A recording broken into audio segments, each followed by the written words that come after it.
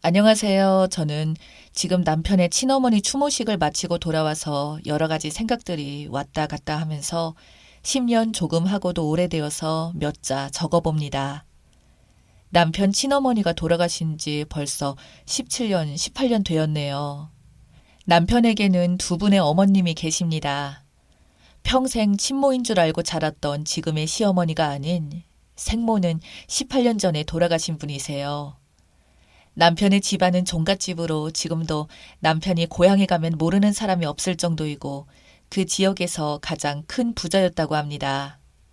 제가 남편을 언급하면 모두들 알아차릴 테니 말하지 않겠습니다. 당시만 해도 상당한 부자여서 몸종과 머슴들이 있었다고 합니다. 시아버지는 평생 물려받은 재산으로 편히 살고 계시죠. 한 번도 돈을 벌어본 적이 없으시고 재산으로 국회의원 출마를 여러 번 하셨는데 4번 떨어지셨습니다.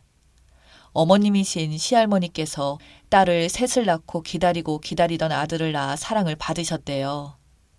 아들은 하나라고 시할머니의 사랑 속에서 자랐다고 합니다. 그런 아들이 첫눈에 반한 아가씨가 지금 남편의 생모였다고 합니다.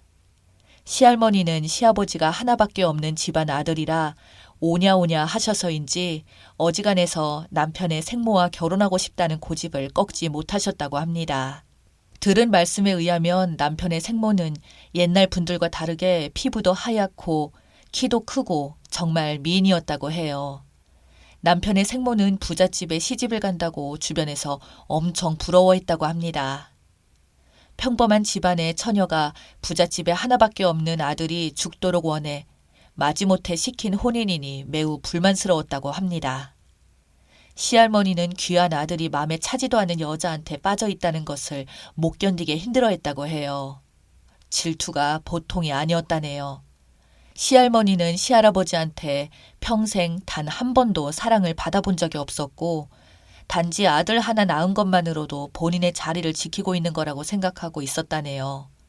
아무튼 생모를 밤늦게까지 집안일 시키고 새벽부터 방 앞에서 일어나라고 깨우셨다고 합니다. 자기 아들인 신랑과 잠깐이라도 함께 있는 것을 보면 질투해서 안으로 끌고 가서 집안일 제대로 안 하고 있다고 수시로 뭐라고 하셨다고 해요. 정말 경악할 만한 일은 아들 부부 방에 불이 꺼진 후 한참 뒤에 몰래 건너와서 방 앞에서 지키고 있기도 했다네요. 밤늦게 안 주무시고 뭐 하냐고 하니 며느리를 데려다가 잡고 흔들며 자기 아들 혼을 빼놓은 년이라며 두들겨 팼다고 합니다. 맨날 지능적으로 며느리를 괴롭히던지 생모는 꼼짝없이 당하셨답니다. 아들인 시아버지와 남편인 시할아버지 앞에서는 엄청 다정하게 대해주다가도 안 보이는 곳에서는 머리를 쥐어 박고 때리는 건 기본이고 욕을 하면서 하루 종일 괴롭히시고 감시하듯이 참견하면서 죽도록 집안일을 시켰다고 합니다.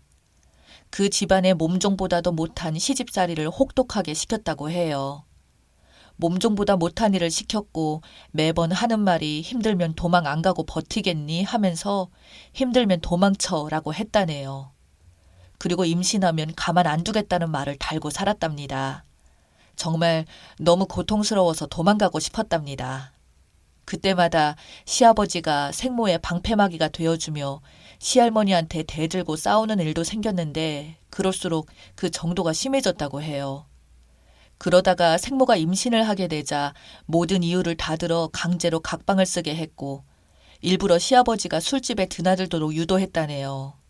그리고 핑계를 다 대면서 하루 종일 아들인 시아버지 곁을 내주지 않았다고 합니다. 임신 초기에는 유산시키려고 항아리에 물을 나르기로 하고 배도 걷어차고 잠을 재우지 않고 다음에는 쪼그리고 앉아서 바느질을 시켰다네요. 무슨 영화 속에서 나올 법한 것보다 더한 일들이었다고 합니다. 시아버지와 시할아버지는 그 정도로 독하게 일을 시키는 줄을 몰랐다고 해요. 그만큼 용의주도하게 지능적으로 괴롭혔다고 합니다. 시할머니가 그렇게 둘 사이를 갈라놔도 아이는 희생되지 않고 딸을 낳았는데 시아버지도 그렇고 특히 시할머니의 며느리 사랑은 크셨다고 해요. 그렇게 혹독한 괴롭힘을 이겨내고 둘째인 지금의 남편이 나왔을 때는 시할머님의 질투는 극에 달했다고 했어요. 시할머니는 자기도 남편한테 평생 한 번도 받아보지 못한 여자로서의 사랑을 받는 며느리를 보면서 또 화가 활활 타올랐고, 무엇보다도 아들을 낳았으니 시아버지가 어떤 집안일도 하지 말라고 엄명을 하셨다고 해요. 애는 손주 잘 키워야 한다는 명목으로 시어머니인 시할머니가 더 이상 시집살이 못 시키게 했답니다. 시할머니가 아무리 지능적으로 며느리 식사를 시키고 아들네 부부일까지 시키려 해도 아들네 부부는 여전히 사이 좋았고, 시할아버지는 대놓고 아들 낳아 이뻐하셨다고 합니다. 그럴수록 아들인 시아버지와 시할머니는 멀어져만 가는 것 같았고, 시할아버지의 시할머니에 대한 무관심이 더 크게 느껴지게 됐다고 하네요. 이 모든 게 다 며느리 탓이라고 생각한 시할머니는 멀리 외출을 나갔을 때 집에 있는 머슴과 정분이 났다는 말을 시할아버지의 귀에 들어가게 됩니다. 엄청 화를 내는 시할아버지가 그게 사실인지 확인하려고 시어머니랑 함께 며느리 방을 지켜보니 새벽에 방에서 머슴이 나오는 것을 보게 되었고, 시할아버지와 마주치자 머슴이 그대로 도망쳤다고 하네요. 실상은 시할머니가 종놈들을 모두에게 돈 쥐어주고 함께 작당을 한 거라네요. 물론 머슴도 시할머니한테 돈 받고 시간 맞춰서 연기를 한 것이라고 합니다. 아무리 아니라고 해도 믿어주는 사람도 없었고 바로 맨몸으로 쫓겨났다고 해요. 그렇게 남편의 생모는 3살 된 아들과 생이별을 하게 되었다고 합니다. 그때 지금의 시어머니를 생모인 줄 알고 자랐다고 해요.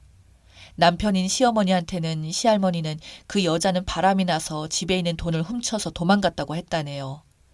다른 분들한테는 그렇게 말하도록 시켰어요. 친정 동네까지 그런 소문을 퍼뜨리게 해서 맨몸으로 쫓겨난 생모는 친정집에 가지 못하고 자살까지 하려고 했답니다. 그러다 어느 찢어지게 가난한 양반이 사는 집에 할머니는 장님이고 어린애들은 5이나 되는데 주인 양반은 인내하고 아무것도 안 하고 있대요. 그 집안 안주인은 사별을 했다는데 애들 5이 굶어 죽게 생겼는데 양반이라고 애들 밥 하나 챙겨서 먹을 줄 모르더라고 합니다. 얼마나 기가 막히던지 애들을 굶겨서 죽일 셈이냐고 호통을 치고, 양반이 밥 먹여주는 것도 아니라고 집안일도 시키고 생모가 먹이지 않으면 애들 5과 할머니와 성비 양반이 굶어 죽게 생겨서 일단 이 사람들을 살리고 보자 했다네요. 너무 찢어지게 가난한데 정말 선비 양반은 무능하게 아무것도 안 하고 있더랍니다. 그런 무능한 모습이 너무 화가 났답니다. 그래서 생모가 채소들을 시장에 내다 팔기 시작했고, 그렇게 해서 끼니를 해결하고 농사도 짓게 하면서 어린애들을 굶지 않게 했고 집안일을 도와주었다고 해요. 그러는 사이 시아버지가 바로 지금의 시어머니와 다시 혼인하셨고, 지금의 시어머니도 똑같이 끔찍한 시집살이를 당하셨다고 합니다. 그래서 나중에 아픈 생모가 시할머니가 돌아가셨다는 소식을 듣고선 시아버지를 만나러 왔을 때 바람 피어서 도망한 줄 알고 있던 시아버지가 만나주지 않으셨고, 지금의 시어머니가 남편의 손을 잡고 농사를 해왔다고 합니다. 함께 울면서 어떻게 모함을 받았는지부터 지금의 시어머니에게 다 얘기했다네요. 지금은 시어머니가 자신도 똑같은 일을 당했노라고, 틀림없이 뭔가 받았을 거라고 해서 시아버지의 마음을 많이 움직일 수 있었다고 해요. 그렇지만 당시 시아버지는 바람이 나서 집 나간 걸로 철석같이 믿고 있었기 때문에 생모를 만나주지 않으셨다고 해요. 남은 5살 딸과 3살 아들을 두고 강제로 쫓겨났다는 생모는 지금의 시어머니 도움으로 겨우 얼굴 보고 살 수 있었답니다. 지금의 시어머니를 친엄마로 알고 자라고 있었고, 지금의 시어머니가 좋은 분이라고 확신이 들어서 생모는 더 이상 미련을 두지 않았다고 했어요. 그리고 남편인 시아버지가 아직도 바람이 나서 집을 나간 걸로 알고 있어서 가슴 아팠지만 지금의 시어머니가 믿어주니 조금의 위로는 됐다고 합니다. 그렇게 가슴 한켠에 아픔은 묻어두고 남편의 생모는 더 이상 아들과 딸을 찾지 않았다고 합니다. 자연스럽게 2 아이들의 엄마가 되어주었고, 가세가 기울었던 양반 집안이 장사를 하면서 조금씩 논과 밭을 사고 도시로 애들을 학교 보내고 모두 결혼도 시켰다고 합니다. 장님이었던 할머니도 보내드렸고 남편이 된 선비 양반도 떠나보냈다고 해요. 그리고 위암 말기 판정을 받아 지금의 시어머니가 저희 모두를 앉혀놓고 생모에 관한 얘기를 자세히 해주셨습니다. 그동안 생모가 지금의 시어머니 같이 생모가 있음을 말하지 말아달라고 부탁했다고 합니다. 그리고 남편에게는 억울하게 모함을 받아서 자식들과 생이별을 하고 어떻게 그 세월들을 이겨내고 사셨는지 참 불쌍하신 분이라며 살 날이 얼마 남지 않았으니 늦기 전에 너네들이 마지막 자식의 도리를 다 하라고 부탁하셨답니다. 그리고 편히 하늘나라로 가실 수 있게 억울함을 풀어줘야 한다고 말씀하셨습니다. 시아버지도 고개를 끄덕였습니다. 말기 암 환자로 6개월 선고를 받으셔서 아무도 없는 집에 가고 싶을까 하셔서 시아버지가 살던 동네에 고향집으로 내려와 계셨습니다. 남편과 손잡고 시아버지를 함께 뵈러 가는 내내 조금 긴장이 되더군요. 처음 들었던 남편의 생모 이야기는 마치 영화나 드라마에서 나오는 스토리 아니던가요? 꽃같이 젊은 나이에 말기암 환자임에도 불구하고 꽃처럼 보였습니다. 우리가 왔다는 소식을 접하시고는 누워있다가 벌떡 일어나셨다고 해요. 남편이 어머님께 인사드리겠습니다. 절 받으십시오. 하니 얼마나 우시던지 그냥 와줘서 고맙다고 보고 싶었다고 진심으로 말씀하셨어요.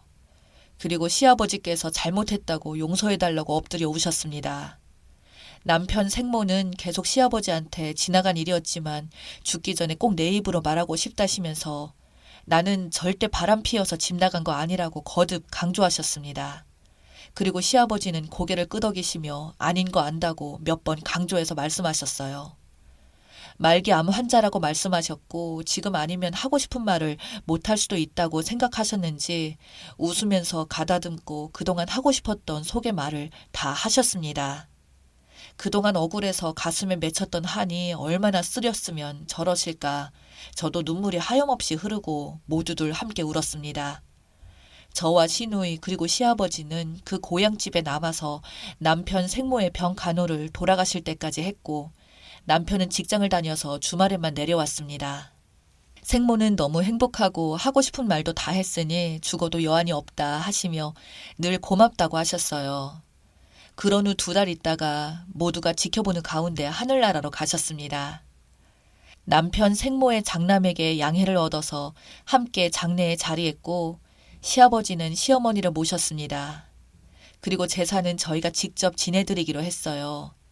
2달 동안 돌아가실 때까지 며느리 노릇 할 수 있어서 참 다행이었고 행복한 모습으로 보내드릴 수 있어서 다행이었습니다.